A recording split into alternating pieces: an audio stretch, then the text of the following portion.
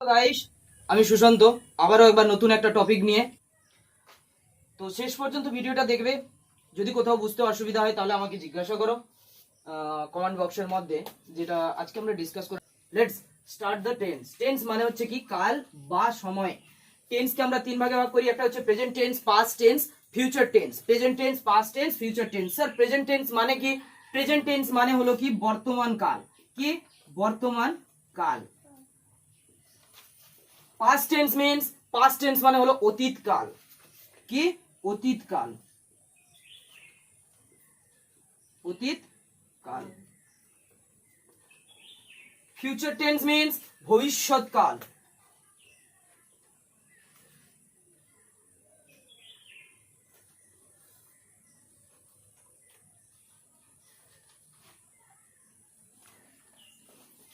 বর্তমান কাল, ভবিষ্যৎ কাল,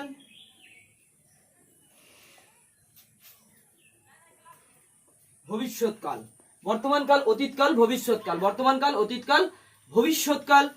তাহলে আমরা টেন্সকে তিন ভাগে ভাগ করে নিলাম। একটা হচ্ছে প্রেজেন্ট টেন্স, পাস্ট টেন্স আর future tense. Sir what is the present tense, what is the past tense আর ফিউচার টেন্স? কি বর্তমানকাল।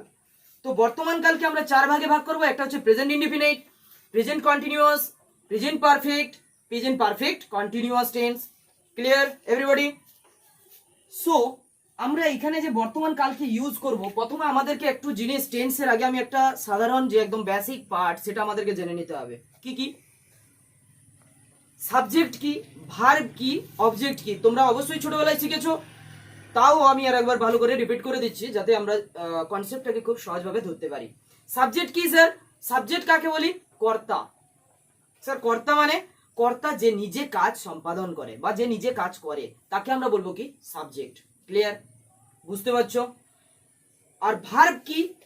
যেটাকে কাজ করা বোঝায়। কাজ করা, কোনো কিছু জিনিসকে কাজ করা বোঝাবে তখনই সেটাকে ভার্ব, যার বাংলা অর্থ হচ্ছে ক্রিয়া। অবজেক্ট মানে কি? যেটা পরিশেষ অংশ বা বিধেয় যেটাকে শেষের পড়ে থাকে সেটাকে বলা হয় অবজেক্ট বা আদার্স। ক্লিয়ার? আমরা এর আগেও সাবজেক্ট নিয়ে ডিসকাস করেছি। সাবজেক্ট ধরো আমি একটা লাইন যদি বলি, ধরো সে সে কথা বলে, সে কথা বলে, সে কথা বলে। এখানে আমার সাবজেক্ট কে? আমি জাস্ট কনসেপ্টে ক্লিয়ার করার চেষ্টা করছি। সাবজেক্ট কে? সে।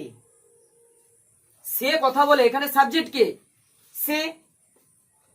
এই সে কথা বলছে, তার মানে এখানে সাবজেক্ট নিজেই কাজ সম্পাদন করছে। যে কাজ সম্পাদন করে বা যে কাজ করে তাকে আমরা বলবো কি সাবজেক্ট।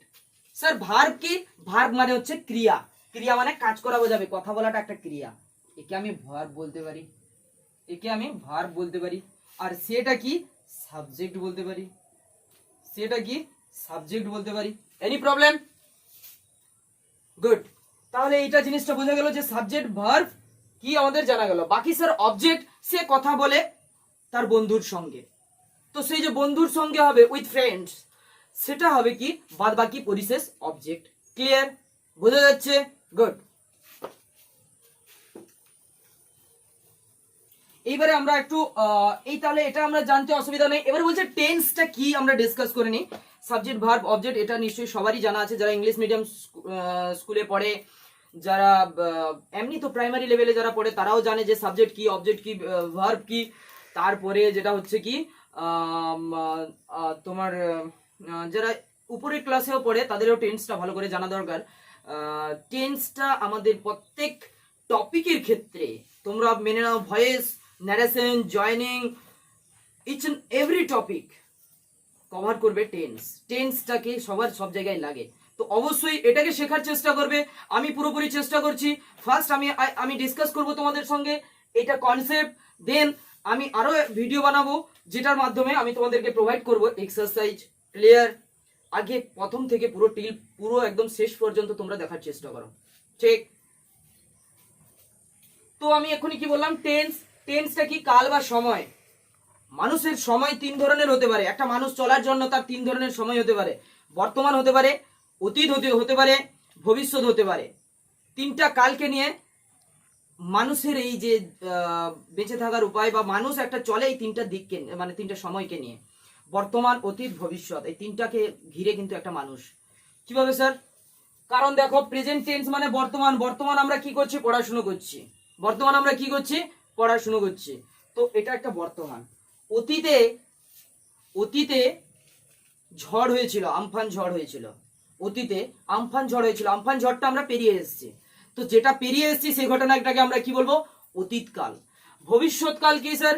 যে কাজ হয়নি, হবে বলে মনে হয়, তাকে আমরা বলবো কি? ভবিষ্যৎকাল। ক্লিয়ার? বুঝতে পারছো সবাই?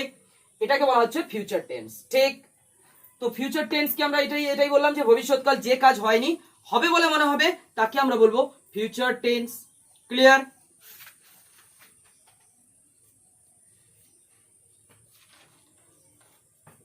ঠিক।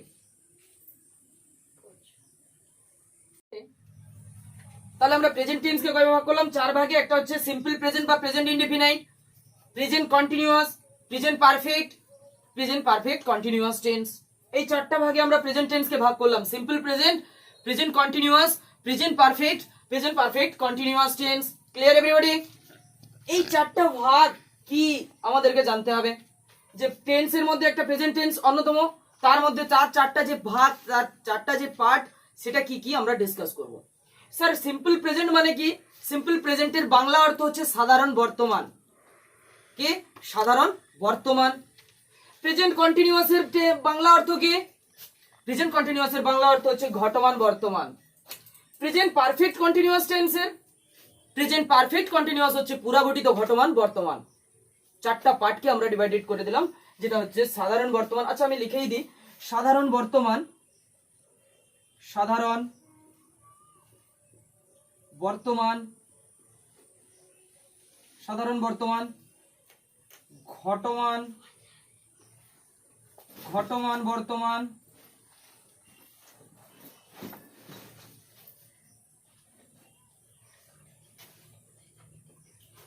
পুরাঘটিত বর্তমান, পুরাঘটিত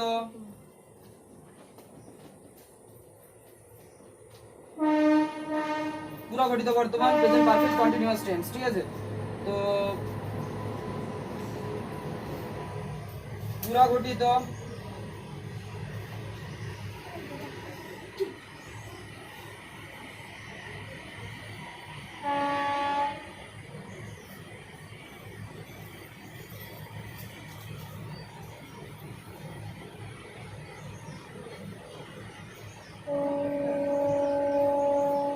তাহলে আমরা কি কি আলোচনা করলাম যে প্রেজেন্ট ইনডিফিনিট মানে হচ্ছে বা সিম্পল প্রেজেন্টের মানে কি? সাধারণ বর্তমান। প্রেজেন্ট কন্টিনিউয়াস মানে হচ্ছে ঘটমান বর্তমান। প্রেজেন্ট পারফেক্ট মানে হচ্ছে পুরাঘটিত বর্তমান। আর প্রেজেন্ট পারফেক্ট কন্টিনিউয়াস টেন্স মানে হচ্ছে পুরাঘটিত ঘটমান বর্তমান। এই 4টা ভাগে প্রেজেন্ট টেন্সকে ভাগ করা যায়, যেগুলো আমরা কিভাবে ইউজ করব, কিভাবে এগুলোকে করতে হয় সেটা আমরা দেখে নেব। তো প্লিজ তোমরা সবাই ভিডিওটিকে শেষ পর্যন্ত দেখবে। ভালো লাগলে অবশ্যই একটি লাইক করবে, অবশ্যই শেয়ার করবে এবং আমাদের সঙ্গে থাকবে। তো তাহলে আমরা এই 4টা ডিসকাস করব আজকে, যে সিম্পল প্রেজেন্ট কি, প্রেজেন্ট কন্টিনিউয়াস টেন্স কি, প্রেজেন্ট পারফেক্ট কি, প্রেজেন্ট পারফেক্ট কন্টিনিউয়াস টেন্স কি। ক্লিয়ার? তো অবশ্যই ভিডিওটিকে পজ করে তোমরা এইটাকে তুলে নেবে খাতায়।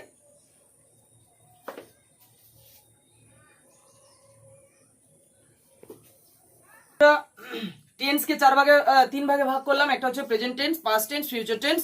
তারপরেই আমরা সেই প্রেজেন্ট টেন্সকে কয় ভাগ করলাম? 4 ভাগে। Present indefinite, present continuous, present perfect continuous tense. এখন আমরা আলোচনা করব সিম্পল প্রেজেন্টকে নিয়ে। সিম্পল প্রেজেন্টটা কি আমরা দেখে নেব। তো সিম্পল প্রেজেন্ট কি? যেটা হচ্ছে সাধারণ বর্তমান। তো সাধারণ বর্তমান মানে স্যার কাকে বলছি আমরা? বর্তমান কাল। বর্তমান কাকে বলি? যে কাজটা এখনই বর্তমান করছি আমরা, সেটা হচ্ছে বর্তমান। ক্লিয়ার? বোঝা যাচ্ছে? বুঝতে পারছো সবাই? Very good. তো এর রুলস কি বলছে? এর একটা ফর্মুলা আমরা রিলেট করে করি। এর রুলস বলছে কি? Subject plus verb plus object. Subject plus verb plus object. তো স্যার সাবজেক্ট কি, ভার্ব কি আর অবজেক্ট কি, এই তিনটে এলিমেন্টকে আমাদেরকে ভালো করে বুঝতে হবে যে কিভাবে আমরা ইউজ করছি, এই ফর্মুলাটাকে কিভাবে ইউজ করছি। আমরা ট্রান্সলেশনের ক্ষেত্রে maximum student, I am sure 90% যে ম্যাক্সিমাম স্টুডেন্ট কি করে, টেন্সের সম্বন্ধে জ্ঞান থাকলেও তারা ট্রান্সলেশন করতে পারে না, বিকজ সেই যে একটা সেন্টেন্সকে কিভাবে ইমপ্লিমেন্ট দিতে হয় সেটা সঠিক অ্যাপ্রোচ জানা নেই। তো অবশ্যই ভিডিওটি দেখবেন শেষ পর্যন্ত, সবাইকে দেখার অনুরোধ। দেখে যদি ভালো লাগে একটি অবশ্যই লাইক, পারলে একটি শেয়ার করো। তো subject plus verb plus object simple প্রেজেন্টের। তো সিম্পল প্রেজেন্টের ক্ষেত্রে আমরা উদাহরণ নিতে পারি কি, উদাহরণ নিলেই জিনিসটা ক্লিয়ার হয়ে যাবে। কি দেখা যাক কি বলছে সিম্পল প্রেজেন্টে বলছে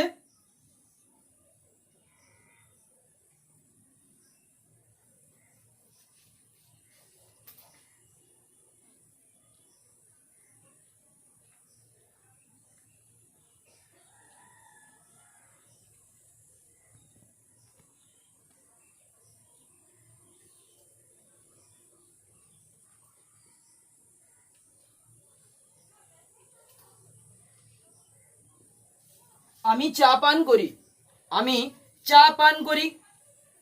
ঠিক, আমি চা পান করি। এই চা পান করি আমি, এই যে কথাটা আমার লেখা আছে এটা একদম সিম্পল ব্যাপার, হ্যাঁ কি না? এটা সিম্পল ব্যাপার, হ্যাঁ কি না? আমি চা পান করি এটা একটা সিম্পল ব্যাপার, বিকজ আমি চা পান করি, তো করি কি হয়েছে, এটা সিম্পল ব্যাপার, সাধারণ ব্যাপার। সবাই আমি খাই, তুমি যাও, সে বাড়ি যায়, তুমি কথা বলো, সে কথা বলে, দিস থিংস অ্যাট অল। তো আমরা এইরকম উদাহরণের ক্ষেত্রে কিভাবে এটাকে ট্রান্সলেশন করব সেটা আমাদেরকে বুঝে নিতে হবে। ক্লিয়ার? তো এখানে আমাকে বলো আমি চা পান করি, এখানে আমার সাবজেক্ট কোনটা? আমি। কেন স্যার সাবজেক্ট আমি কেন? কারণ যদি আমি কোশ্চেন করি আমি বা কেন সাবজেক্ট হবে, বিকজ চা পানটা করছে কে গো, আমি, তো তাহলে সাবজেক্ট কে? আমি। তাহলে আমার এখানে সাবজেক্ট কি? আমি। তো আমি ইংরেজি আমাদের জানা আছে আই, তো আই লিখবো এখানে। কি লিখবো? I. Clear everybody? Got the point? বুঝতে পারছো সবাই? Very good. আই। তারপরে বলছে কি ভার্ব। স্যার ভার্ব মানে আপনি বলেছিলেন কি ক্রিয়া, ক্রিয়া মানে কি কাজ করা বোঝায়। তো কাজ করা, আমাকে একটা কথা বলো, এখানে আমি চা পান করি এই বাক্যটার মধ্যে কাজ করা কোনটা বোঝাচ্ছে? নিশ্চয়ই পান করাটা। দেখুন কাজ করার উদাহরণ যেরকম হতে পারে খাওয়া, কথা বলা, হাসা, দেখা, হাঁটা, এট অল এটিসি। সো আমরা এখানে দেখি যে পান করাটা একটা কাজ করা বোঝাচ্ছে, পান করা কিছু পান, জল পান করা, চা পান করা, দুধ পান করা, এট অল। তো সেই জিনিসটা কাজ করা বোঝাচ্ছে পান করা। তো পান করা ইংরেজি নিশ্চয়ই আমরা জানি, আমরা চা পান করি, তো আমরা কি বলবো? I drink tea.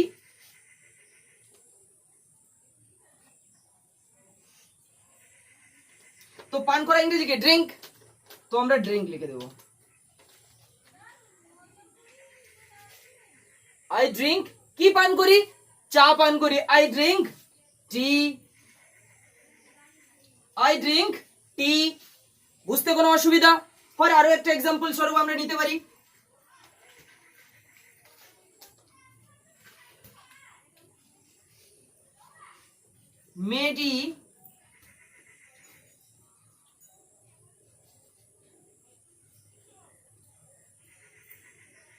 মেয়েটি বিদ্যালয়ে পড়ে। মেয়েটি বিদ্যালয়ে পড়ে। আমি যদি এই প্রশ্নটা তোমাদেরকে করি, মেয়েটি বিদ্যালয়ে পড়ে, who is the subject? Subject তোমরা বলবে স্যার মেয়েটি। কেন স্যার মেয়েটি? কারণ বিদ্যালয়ে কে পড়ে? মেয়েটি পড়ে। মেয়েটি বিদ্যালয়ে পড়ে। ক্লিয়ার? বুঝতে পারছো সবাই? গুড। তো তাহলে আমার সাবজেক্ট আমি মেয়েটি বলতে পারি। কেন বললাম? কারণ যে বিদ্যালয়ে পড়ে এটা কে পড়ে? মেয়েটি পড়ে। তো তাহলে আমার সাবজেক্ট যদি মেয়েটি, আচ্ছা স্যার মেয়েটির ক্ষেত্রে মেয়ে তো গার্ল, গার্ল কি শুধু বসাবো না, তাহলে কি বসাবো স্যার? তার আগে একটা দা বসাবো। স্যার কেন বসাবো দা? স্যার মেয়েটির আগে গার্ল তারপরে দা কেন বসালাম? কারণ দা কোথায় বসে? ডেফিনেট আর্টিকেলে আমি তোমাদের সঙ্গে আলোচনা করেছিলাম। অবশ্যই যদি আর্টিকেল না দেখে থাকো বা কোনো জায়গায় শিখে থাকো তাহলে অবশ্যই গিয়ে আমার প্রিভিয়াস ভিডিওগুলো আর্টিকেলের উপরে করা আছে, অবশ্যই তোমরা দেখো। তো দা গার্ল, তো গার্লটা কি, মেয়েটাকে নির্দিষ্ট করে বলা হচ্ছে। মেয়েটি বিদ্যালয়ে পড়ে, তার মানে কি গার্লটার ক্ষেত্রে আমি কি বসাতে পারি, দা বসাতে পারি। ক্লিয়ার এভরিওয়ান, বুঝতে পারছো সবাই? গুড। তো দা গার্ল আমার হয়ে গেল। এবারে বলো ভার্ব কোনটা। ভার্ব মানে স্যার আপনি কি বলেছিলেন, কাজ করা বোঝাবে, কাজ করা। তো ভার্ব কোনটা, কাজ করা কোনটা, পড়াটা বোঝাচ্ছে। কিটা, পড়াটা, কাজ করা। তো পড়া ইংরেজি কি, রিড। The girl read. কোথায় পড়ে, বিদ্যালয়েতে। কোন জায়গায় নির্দিষ্ট করে বলা হলে সেখানে টু বা তে বা প্রতিতে টু, বিদ্যালয়েতে তে কথাটি এলে অবশ্যই টু সেখানে বসে, কি বসে, টু বসে। তো বিদ্যালয়েতে পড়ে। তো the girl read to school.